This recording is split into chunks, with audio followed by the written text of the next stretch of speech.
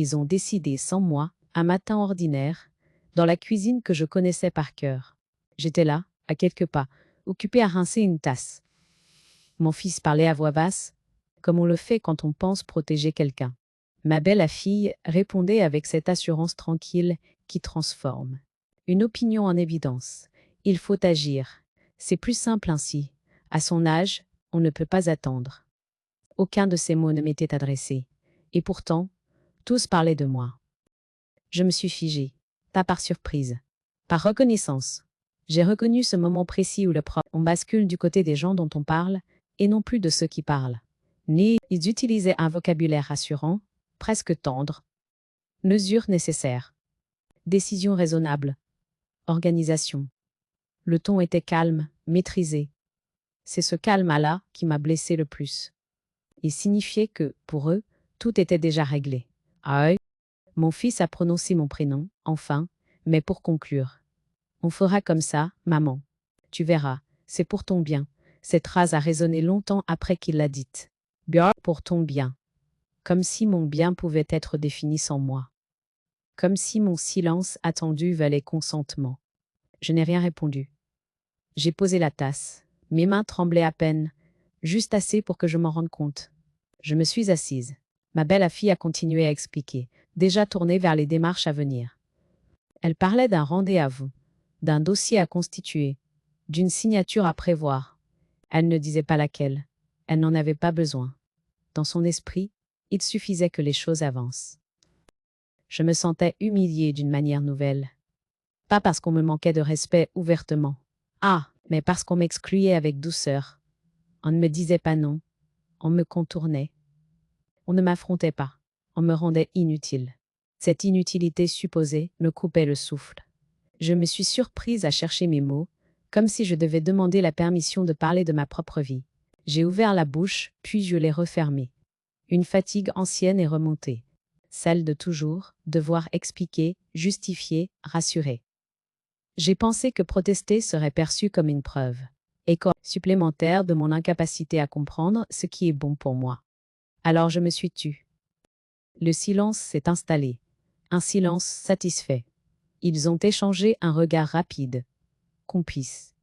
Dans ce regard, il y avait l'idée que tout allait enfin avancer, que le temps jouait pour eux, que je finirais par accepter.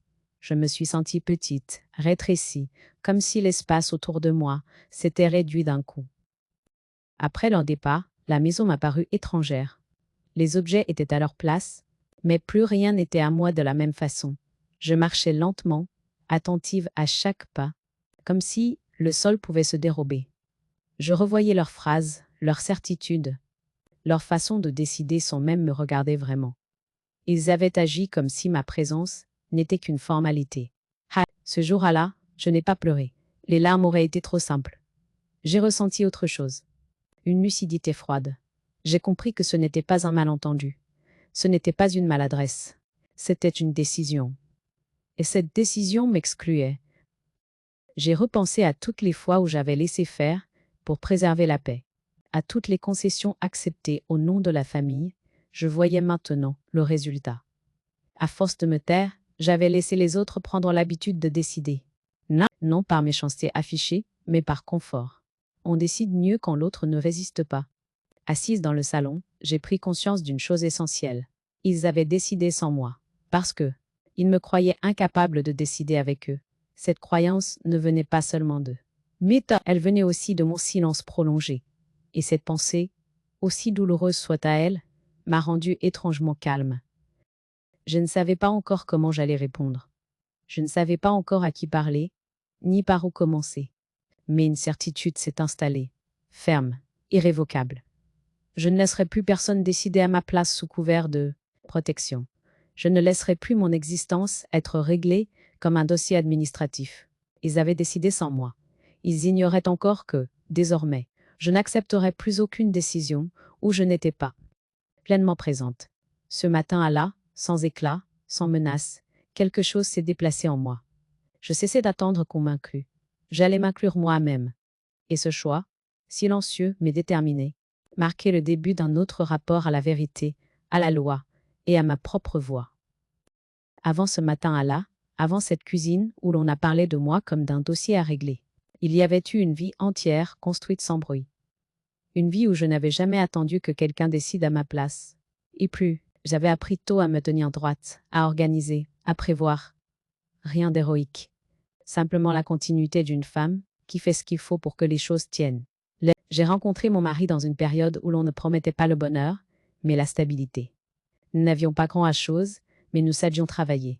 La maison n'est pas née d'un rêve romantique. Elle est née d'un calcul précis, de sacrifices consentis, de week-ends passés à réparer plutôt qu'à partir. Chaque mur portait la trace d'un choix assumé. Chaque pièce racontait une étape franchie. Quand notre fils est arrivé, tout s'est organisé autour de lui sans que je m'en rende compte. J'ai réduit mes ambitions personnelles, avec une facilité qui me surprend encore aujourd'hui. À l'époque, je n'y voyais pas un renoncement. C'était une évidence. J'étais celle qui gérait les horaires, les papiers, les urgences, celle qui se souvenait de tout. Cette compétence silencieuse m'a longtemps définie. La maison est devenue le centre de gravité. On y revenait toujours. Même quand mon fils est parti faire sa vie, il savait qu'il y avait ici une constance. Une porte ouverte. Une table prête. J'aimais cette place. Elle me donnait un rôle clair. J'étais utile. J'étais nécessaire. Je n'imaginais pas que cette utilité puisse un jour être requalifiée en dépendance. Après la mort de mon mari, j'ai continué seule. Sans éclat, sans plainte publique. J'ai appris à signer, à décider, à affronter les démarches. J'ai payé, réparé, maintenu. La maison n'a jamais vacillé. Moi non plus. J'avais trouvé un équilibre discret, fait de routines solides et d'un calme intérieur que je croyais durable. Quand mon fils a rencontré celle qui allait devenir ma belle-fille, je l'ai accueillie sans réserve. Je voulais croire à la continuité, à cette idée simple que ce que j'avais construit serait respecté. Je n'ai jamais revendiqué quoi que ce soit. Je pensais que la légitimité n'avait pas besoin d'être proclamée. Elle allait de soi. Pendant longtemps, personne n'a contesté ma place. On venait encore me demander conseil. On me confiait des clés. On me laissait gérer. J'étais la mémoire et l'organisation. Cette reconnaissance tacite m'a rassurée. Elle m'a aussi rendue moins vigilante. Je ne voyais pas que, progressivement, les décisions me concernaient de moins en moins. Avec le recul, je comprends que cette vie d'avant m'a façonné de deux manières opposées. Elle m'a donné une force réelle, une capacité à tenir, à comprendre, à structurer. Mais elle m'a aussi appris à m'effacer pour que les autres avancent plus vite. Cette habitude, longtemps valorisée, est devenue un angle mort. Je croyais encore que l'histoire parlait d'elle à même, que les faits, les années, les preuves visibles suffisaient. Je ne savais pas qu'un jour, on pourrait les balayer d'un revers de main au nom de la protection. Je n'imaginais pas que ma constance serait interprétée comme une faiblesse exploitable. Cette vie d'avant n'était pas une erreur. Elle était une construction honnête, cohérente. Et c'est précisément pour cela qu'elle allait devenir mon point d'appui. Tout ce que j'avais appris en tenant, en organisant, en décidant sans bruit, allait me servir. Je ne le savais pas encore. Mais cette histoire silencieuse m'avait préparé. Car on ne peut pas effacer quelqu'un qui a bâti avec méthode. On peut tenter de le contourner, de le fatiguer, de le faire douter. Mais ce qui a été construit avec rigueur laisse toujours des traces. Et ces traces, tôt ou tard, deviennent des preuves. Les premiers signes ne sont jamais arrivés avec fracas. Ils se sont installés comme une nouvelle habitude, presque imperceptible. Au début, je n'y ai pas prêté attention. J'ai cru à des ajustements normaux, à des maladresses sans importance. Je pensais encore que ma place était évidente, qu'elle n'avait pas besoin d'être défendue. Ma belle-fille a commencé par parler d'organisation. Toujours ce mot-là. Organisation. Elle le prononçait avec assurance, comme s'il justifiait tout. On va faire comme ça, ce sera plus simple. Elle ne demandait pas, elle expliquait. Mon fils acquiesçait, souvent distrait, comme si ses décisions ne le concernaient pas vraiment. Je me retrouvais informée après coup, sommée d'adhérer à une logique déjà construite. Puis il y a eu les remarques, dites sur le ton de l'évidence. Tu oublies souvent ces temps assis. Tu devrais te reposer davantage. À ton âge, c'est normal. Ces phrases étaient prononcées sans agressivité, presque avec douceur. C'est ce qui les rendait dangereuses. Elles n'appelaient pas la contradiction. Elles installaient un constat, comme si tout était déjà établi. Progressivement, on a cessé de me consulter. Des décisions concernant la maison étaient prises sans moi. Un artisan venait sans que j'en sois informé. Un changement était prévu, puis présenté comme inévitable. Yad, quand je posais une question, on me rassurait. Ne t'inquiète pas, on s'en occupe. Cette phrase revenait souvent. Elle sonnait comme une protection. Elle était surtout une mise à l'écart. Je sentais mon espace se réduire. Pas seulement dans les pièces de la maison, mais dans la conversation.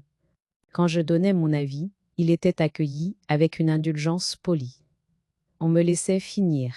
Puis on reformulait pour simplifier, pour corriger, comme si mes mots avaient besoin d'être traduits. Je devenais peu à peu une voix décorative. Un jour, j'ai cherché un dossier important. Je savais où je l'avais rangé. Il n'y était plus. Quand j'ai demandé, ma belle-fille a répondu que j'avais sûrement oublié. Mon fils a haussé les épaules. Ce genre de choses arrive. J'ai douté. Pas de moi.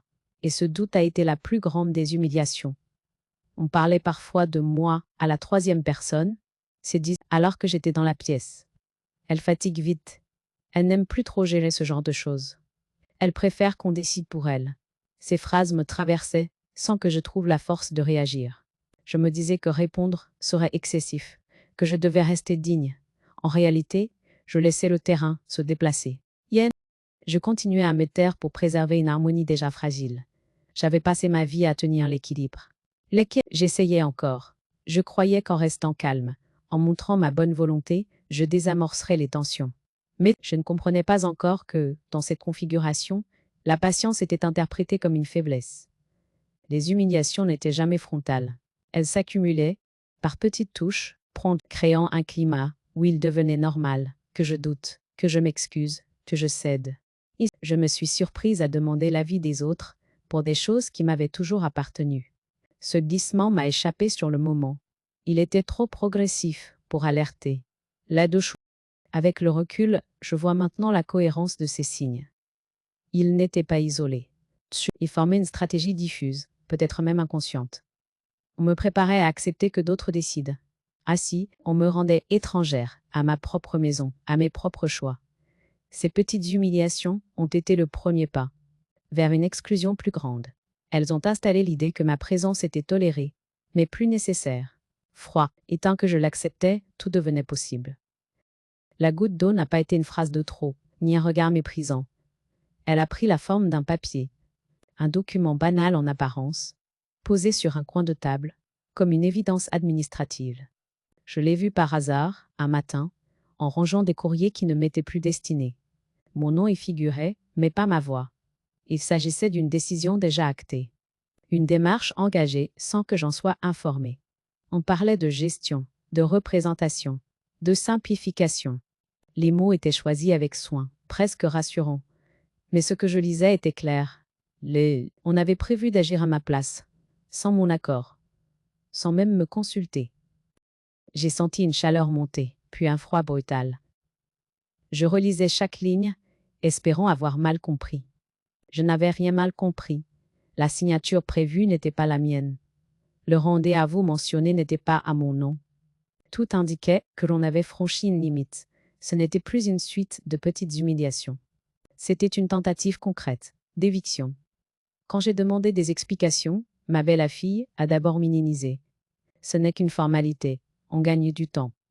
Tu sais bien que c'est pour ton bien. Elle parlait comme si tout était déjà réglé. Comme si mon accord était une variable facultative. Mon fils, lui, a évité mon regard. Il a parlé de précaution, d'anticipation. Il n'a jamais prononcé le mot décision. Et pourtant, c'en était une. À cet instant précis, quelque chose s'est rompu. Pas dans la colère, dans la lucidité.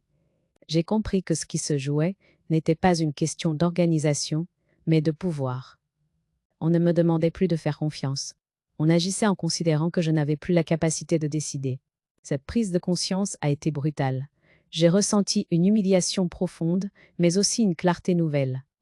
J'ai cessé de me demander si j'exagérais. Les faits parlaient d'eux à même. On avait tenté de me retirer ma place par des moyens administratifs, discrets, presque propres. Là, c'était plus efficace que la confrontation directe. Et c'était plus dangereux. Fort. Je me suis isolée dans ma chambre ce jour-là. J'ai posé le document sur le lit et je l'ai regardé longtemps. Il symbolisait tout ce que je refusais de voir jusqu'à là. Mon silence avait été interprété comme un consentement. Ma patience comme une abdication. Je n'étais plus simplement ignorée. J'étais contournée. Ce moment-là a marqué un basculement.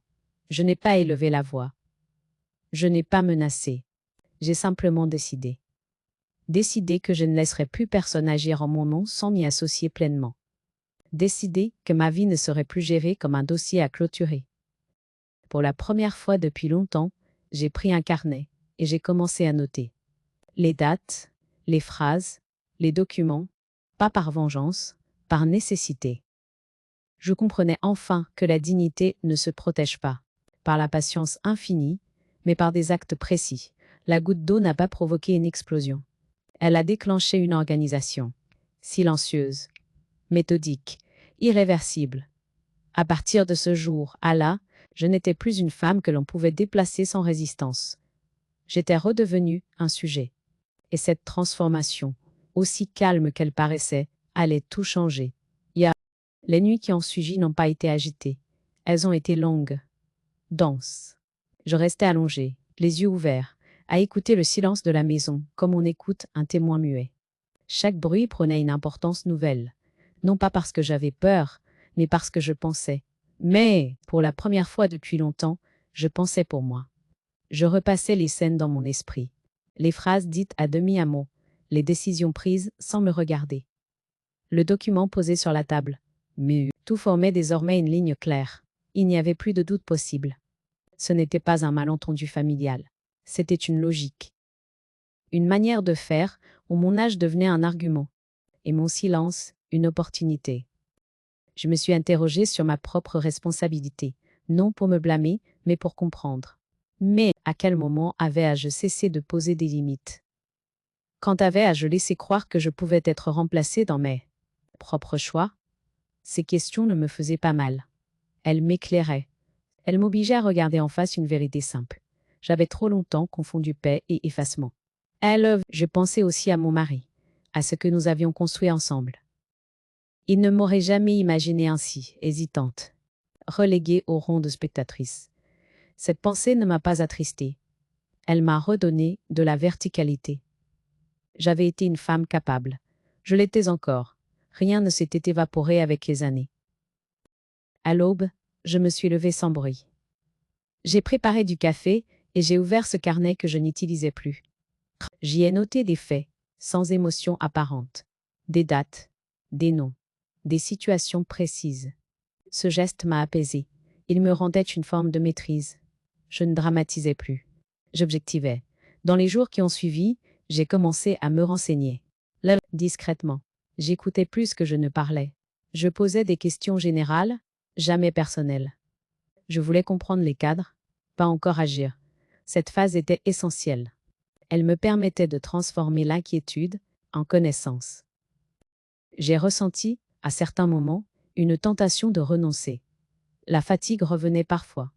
À quoi bon se battre? Puis je me rappelais que ce n'était pas un combat contre eux. C'était un positionnement pour moi. Il ne s'agissait pas de gagner, mais d'exister pleinement jusqu'au bout.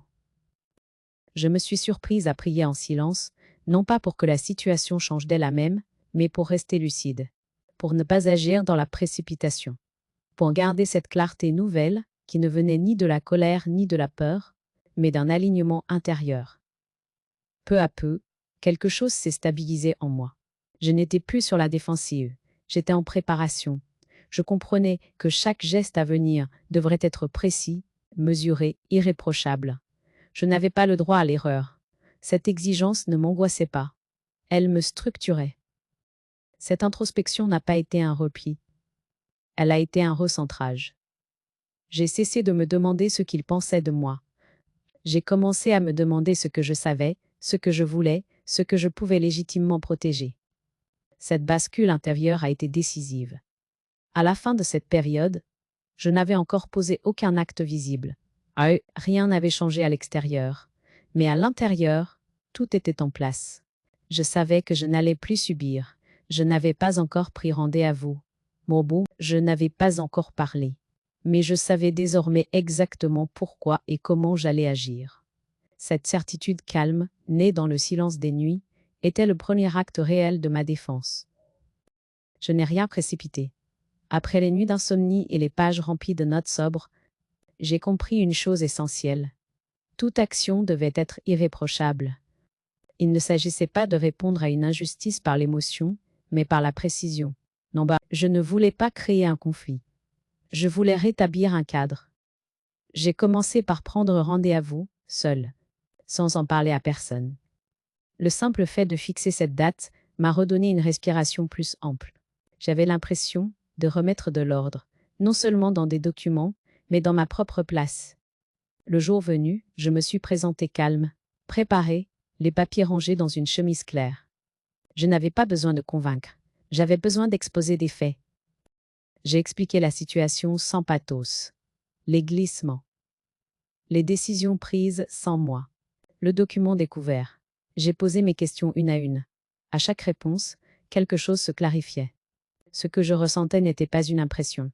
Il existait des règles, des droits, des limites. Et ces limites avaient été frôlées, parfois dépassées. On m'a conseillé de reprendre la main de manière formelle. D'abord sur les comptes. J'ai ouvert un nouveau compte bancaire, strictement personnel. Pas par défiance, mais par cohérence. Je voulais que chaque mouvement soit lisible, traçable, incontestable. Cette démarche, simple en apparence, m'a procuré une étrange satisfaction. Je reprenais une autonomie concrète. Mais ensuite, j'ai revu la question du logement. La maison n'était pas qu'un souvenir. C'était un bien qui m'appartenait légalement. J'ai fait établir des attestations, vérifié les titres, relu chaque clause. Là encore, rien de spectaculaire. Mais une solidité retrouvée. Non, je savais désormais exactement ce qui relevait de moi et de moi seul. La question du testament est venue naturellement. J'y ai réfléchi longtemps. Non par esprit de revanche, mais pour poser une cohérence. J'ai écrit ce que je voulais, pas ce que l'on attendait. Chaque phrase a été pesée. Je n'excluais personne. Je précisais. La nuance était importante. Elle faisait toute la différence. Pendant ce temps, à la maison, je continuais à me comporter comme avant. Calme, discrète, docile en apparence. Je n'ai pas changé mes habitudes. Je n'ai pas laissé transparaître mes démarches. Ce masque n'était pas une ruse, c'était une protection. Je voulais agir sans être interrompu. À plusieurs reprises, j'ai senti une impatience autour de moi. Des questions déguisées. Des tentatives pour savoir si j'allais enfin accepter leur organisation. Je répondais peu. Je souriais. Je disais que je réfléchissais. Et je réfléchissais, en effet, mais pas dans le sens qu'ils imaginaient. Chaque démarche me rendait plus stable, plus ancrée. Je ne ressentais ni triomphe, ni amertume. Seulement une cohérence retrouvée. Je n'étais plus en réaction. J'étais en construction. Cette préparation, lente et silencieuse, m'éloignait de la peur. Elle me rapprochait de moi à même. À la fin de cette étape, tout était prêt. Les comptes étaient clairs, les documents en ordre, les décisions écrites. Rien n'était improvisé. Rien n'était discutable. Je savais que le moment viendrait où tout cela devrait être dit. Je ne savais pas encore comment il réagirait. Mais je savais une chose. Quoi qu'il arrive, je serais à ma place. Cette préparation minutieuse n'était pas une vengeance. C'était une reprise de souveraineté, et elle allait rendre possible la suite, sans éclat, sans cri, mais avec une force que je n'avais plus besoin de prouver. La confrontation n'est pas arrivée comme une explosion. Elle s'est imposée d'elle-même, presque naturellement, le jour où ils ont voulu aller plus vite que moi. Ma belle-fille a parlé d'un rendez-vous à venir, d'une signature à prévoir, d'un calendrier déjà fixé. Mon fils a repris ces mots, maladroitement, persuadé que tout cela finirait par me rassurer. Il pensait encore que je suivrais le mouvement, comme je l'avais toujours fait. Je les ai laissés parler, je les ai écoutés jusqu'au bout, sans les interrompre. Chaque phrase ajoutait une couche à ce qu'il croyait solide. Je reconnaissais cette assurance tranquille de ceux qui pensent avoir tout verrouillé. À mesure qu'ils avançaient, je sentais mon calme s'approfondir. Ce n'était pas de la froideur, c'était une certitude. Quand le silence s'est installé, j'ai posé la chemise sur la table. Lentement, sans emphase. À l'intérieur, les documents étaient rangés dans un ordre précis. Rien n'était laissé au hasard. Je n'ai pas expliqué immédiatement. J'ai attendu qu'ils regardent, qu'ils lisent, qu'ils comprennent par eux-mêmes. Ma belle-fille a été la première à réagir. D'abord, avec une moue incrédule, puis avec une nervosité qu'elle n'arrivait pas à masquer. Elle feuilletait trop vite, revenait en arrière, cherchait une approximation, une zone grise. Il n'y en avait pas. Mon fils, lui, est resté figé. Je voyais dans son regard le moment exact où l'évidence s'imposait. J'ai alors parlé. Peu, juste ce qu'il me fallait. J'ai dit que j'avais pris conseil, que j'avais repris la gestion de ce qui m'appartenait, que toute décision me concernant devait désormais se faire avec moi, formellement. Je n'ai pas accusé, je n'ai pas reproché. J'ai posé un cadre. La différence était essentielle. La réaction a été immédiate. La colère d'abord, déguisée en indignation. On m'a parlé de défiance, de blessure, de rupture de confiance. Ma belle-fille a affirmé qu'elle avait toujours agi pour mon bien. Mon fils a tenté de temporiser, de minimiser, de proposer une discussion ultérieure. Mais le temps du flou était terminé. Il n'y avait plus rien à reporter. Puis est venue l'inquiétude. Les questions ont changé de nature. Est à ce définitif? Est à ce que tout est déjà signé? Et à ce qu'on peut encore s'arranger? Je répondais avec la même constance. Oui, c'est formalisé. Et non, ce n'est pas négociable. Ces phrases, simples et nettes, ont fait tomber le décor. Je sentais le piège se refermer, non pas sur eux, mais sur la stratégie qu'ils avaient mise en place. Ils avaient compté sur mon hésitation, sur mon désir d'éviter le conflit, sur l'idée que je finirais par céder pour préserver la paix. Ils découvraient une autre réalité. Je n'étais plus disposée à me sacrifier pour maintenir une harmonie factice. La discussion s'est achevée sans éclat. Pas de cris, pas de porte claquée. Seulement une tension nouvelle, dense, irréversible. Ils sont partis avec leurs certitudes fissurées, leurs projets suspendus. Moi, je suis restée assise quelques instants, à regarder cette table autour de laquelle tant de décisions avaient été prises sans moi. Je n'ai pas ressenti de victoire. J'ai ressenti un apaisement profond. Celui qui vient quand les choses sont enfin à leur place. Je n'avais humilié personne. Je n'avais pas cédé. J'avais simplement repris mon rôle de sujet. Ce jour-là, j'ai compris que la confrontation n'est pas forcément un affrontement. Elle peut être une clarification. Une ligne tracée sans violence, mais avec fermeté. À partir de cet instant, ils ne pouvaient plus décider sans moi. Le cadre était posé. La suite ne dépendait plus de leur bonne volonté, mais de règles claires. Le piège qu'ils croyaient m'avoir tendu s'était refermé autrement. Il avait mis fin à l'ambiguïté. Et dans cette fin nette, j'ai trouvé une force tranquille, durable, qui ne demandait plus ni justification, ni permission. Après la confrontation, le silence n'a pas été paisible. Il a été chargé, dense. Un silence où chacun cherchait sa place nouvelle sans savoir comment la tenir. La maison, pourtant inchangée, semblait avoir déplacé ses murs. Les regards évitaient les miens. Les phrases se faisaient courtes. Tout ce qui avait été tenu par l'implicite venait de se rompre. Ma belle-fille a été la première à changer de ton. Elle parlait moins, mais plus fort quand elle le faisait. Et ses mots étaient précis, parfois tranchants, comme si elle cherchait à reprendre une maîtrise perdue. De loin, elle évoquait la confiance abîmée, l'incompréhension, l'ingratitude. Elle répétait que tout cela n'aurait pas été nécessaire si j'avais parlé plus tôt. Cette inversion m'a frappée.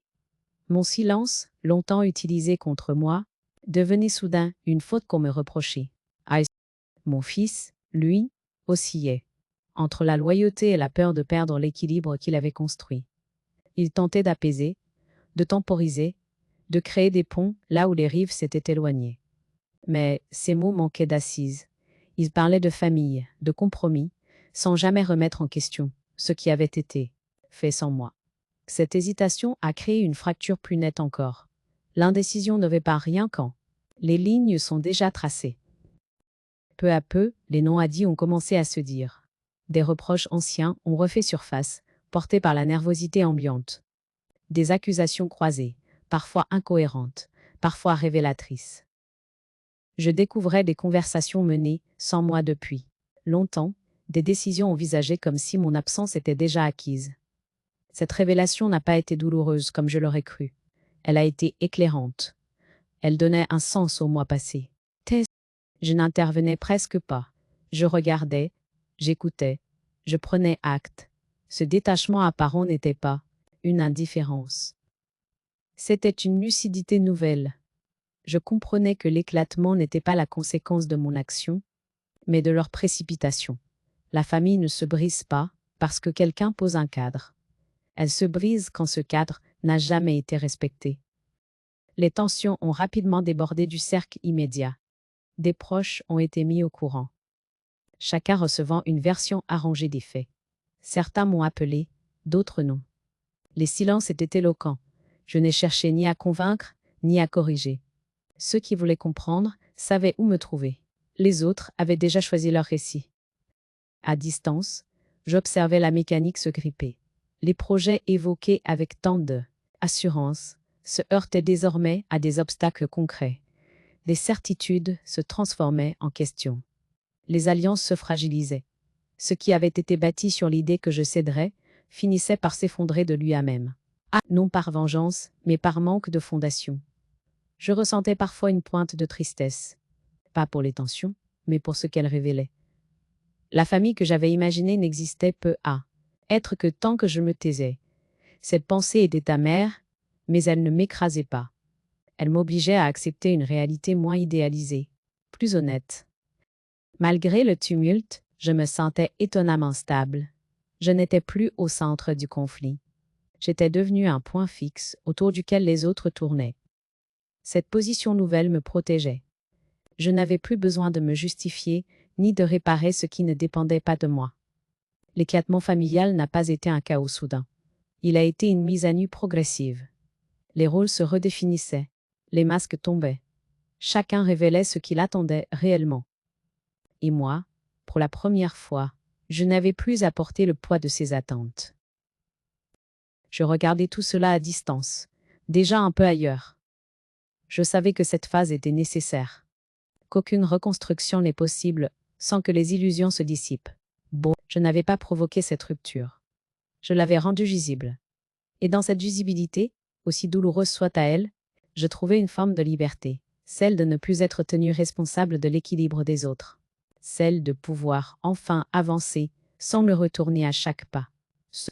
Le départ n'a pas été une fuite. Il a été un choix réfléchi, presque nécessaire. Après l'éclatement, rester aurait signifié continuer à être le point de friction, l'axe autour duquel tournaient des tensions qui ne m'appartenaient plus.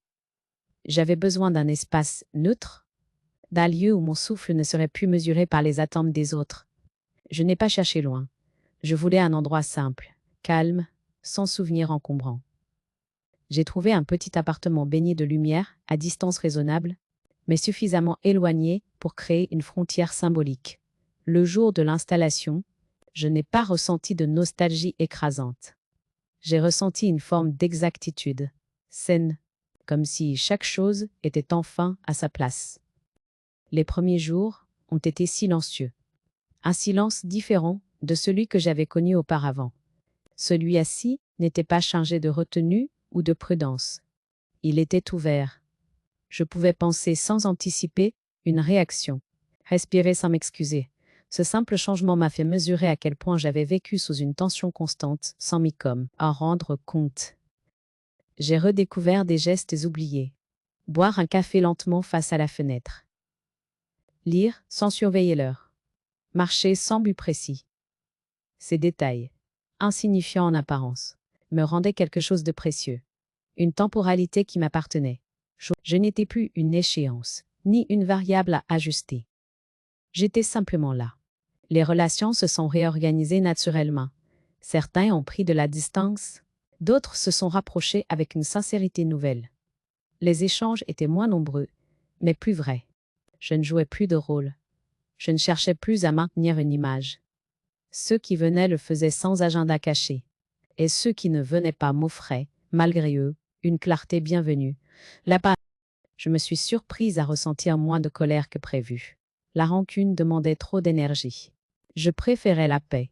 Cela ne signifiait pas l'oubli, ni l'effacement de ce qui s'était passé. Cela signifiait un choix conscient, ne pas laisser ces événements définir la suite de mes jours. La question du pardon s'est imposée, doucement. Pas comme une obligation morale, mais comme une possibilité. Pardon ne voulait pas dire réintégrer les mêmes dynamiques. Il signifiait simplement cesser de nourrir le conflit à la trappe intérieure de moi. Cette nuance a été libératrice. Je pouvais pardonner sans me remettre en danger. Je me sentais plus légère, non parce que j'avais perdu quelque chose, mais parce que j'avais cessé de porter ce qui ne m'appartenait pas. La solitude, souvent redoutée, s'est révélée différente. Elle n'était pas un abandon. Elle était un espace de reconstruction, un terrain où je pouvais exister sans justification. Parfois, des souvenirs revenaient. Des images de la maison, des repas partagés, des projets interrompus. Ils ne me blessaient plus comme avant. Ils passaient, laissant derrière eux une trace douce à amère. J'acceptais cette mélancolie comme une partie du chemin, pas comme un obstacle. Cette nouvelle vie n'était pas une récompense. Elle était une continuité, mais sur d'autres bases. Je n'avais rien à prouver, rien à réparer. Je pouvais simplement vivre selon un rythme qui respectait mes limites et mes choix. Je savais que tout n'était pas résolu, que certains liens resteraient fragiles. Mais pour la première fois depuis longtemps, je n'en faisais plus une urgence. Le temps n'était plus contre moi. Il avançait avec moi. Il m'arrive encore, certains soirs, de m'asseoir près de la fenêtre et de laisser le jour s'éteindre lentement. La lumière baisse, les bruits s'apaisent, et je repense à ce chemin parcouru sans éclat. Rien n'a été spectaculaire. Il n'y a pas eu de triomphe visible. Pourtant, quelque chose d'essentiel s'est déplacé. Je ne vis plus dans l'attente d'une décision qui ne m'appartiendrait pas. Je repense souvent à ce moment précis où l'on a parlé de moi sans moi, à cette phrase prononcée avec assurance, comme si ma vie pouvait être réglée par procuration. À l'époque, j'ai cru que le plus difficile serait de me défendre. Avec le recul, je sais que le plus difficile a été d'accepter de ne plus être aimé de la même manière. De comprendre que certains liens tiennent tant que l'on ne résiste pas. Je n'ai pas gagné contre eux. Je n'ai pas perdu ma famille non plus. J'ai cessé de jouer un rôle qui m'effaçait. J'ai compris que l'amour ne justifie pas la dépossession. Que protéger quelqu'un ne donne pas le droit de décider à sa place. Cette distinction, simple en apparence, m'a libérée. Il y a encore des moments de doute, des jours où je me demande si tout cela en valait la peine. Puis je regarde autour de moi. Je vois cet espace qui m'appartient, ce temps qui n'est plus compté, cette tranquillité qui ne dépend plus de l'approbation des autres. Et le doute se dissipe, lentement, mais sûrement. Je pense à mon fils, à ce lien qui existe toujours, mais autrement. Je n'attends plus qu'il comprenne entièrement. Je n'attends plus qu'il répare. L'amour maternel n'est pas un contrat à honorer. Il survit parfois à la déception, mais il change de forme. L'amour, j'ai accepté cette transformation sans amertume. Je pense aussi à celles et ceux qui vivent encore dans cette zone floue, où l'on vous consulte pour la forme, où l'on décide pour vous en prétendant vous protéger. À celles et ceux qui se taisent par fatigue, par peur de rompre un équilibre fragile. Je voudrais leur dire que le silence n'est pas toujours une preuve de sagesse. Il peut devenir une disparition lente si l'on n'y prend pas garde. Je n'ai pas levé la voix. N'abat. Je n'ai pas humilié. Je n'ai pas cherché la revanche. J'ai simplement appris à me tenir là où je devais être depuis le début, à parler quand c'était nécessaire, à me taire quand le silence devenait une force. Aujourd'hui, je ne cours plus après la reconnaissance. Je n'ai plus besoin qu'on valide mes choix. Ils sont inscrits, protégés, assumés. Le juge a décidé avec moi, parce que j'ai accepté de prendre ma place, pleinement, sans m'excuser. Il reste une part de mélancolie, bien sûr. Toute victoire discrète a son prix. Mais cette mélancolie n'est plus une blessure ouverte. Elle est une mémoire. Et la mémoire n'empêche pas d'avancer. Si je devais laisser un message à celles et ceux qui liront ces lignes, ce serait celui-ci. N'attendez pas qu'on décide à votre place pour comprendre que vous existez. informer à vous, protéger à vous, poser des cadres clairs. La dignité n'a pas d'âge. Car au bout de ce chemin, une vérité s'impose, simple et ferme, que rien n'a pu m'enlever. Le silence peut aussi être une forme de justice.